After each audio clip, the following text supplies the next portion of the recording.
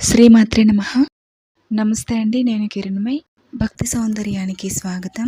మనము శ్రీచక్రం గురించి తెలుసుకుంటున్నాము. క్రిందటి వీడియోలో భూపురం నుంచి బిందువు వరకు ఉన్న ఆవరణలేవో తెలుసుకున్నాము. త్రైలోక్య మోహన చక్రము అనే మొదటి పర్వం గురించి వివరణగా తెలుసుకున్నాము. ఈరోజు మనము శ్రీచక్రరాజ రథంలోని రెండవ ఆవరణ అయిన షోడశ దళాలతో కూడిన సర్వాస పరిపూరక చక్రం గురించి వివరణతో తెలుసుకుందాము.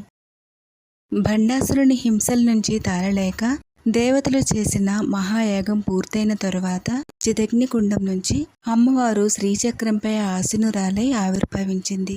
అమ్మవారు ఆసీనురాలైన శ్రీచక్రము 10 యోజనాల ఎత్తు కలిగి 9 పర్వాలతో చిత్రస్రాకారంలో 4 వైపులా 4 ద్వారాలతో ఉంటుంది.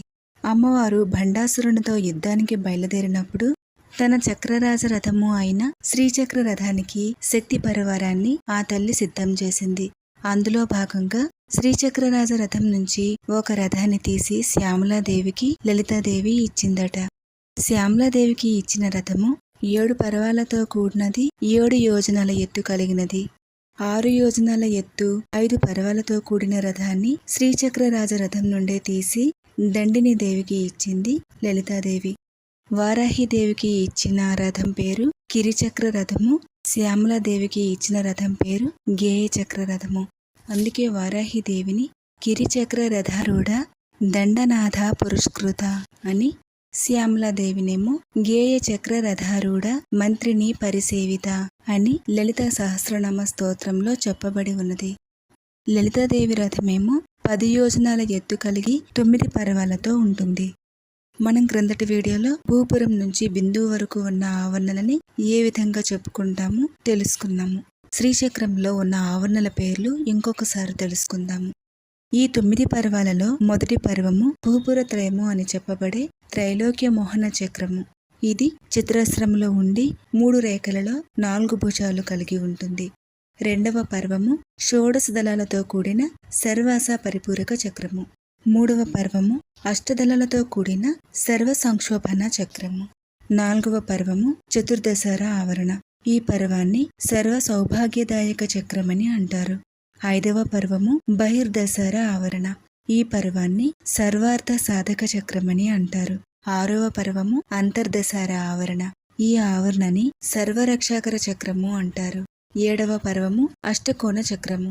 ఈ పర్వాన్ని సర్వరోగహర చక్రము అంటారు. 8వ పర్వము త్రికోణ చక్రము.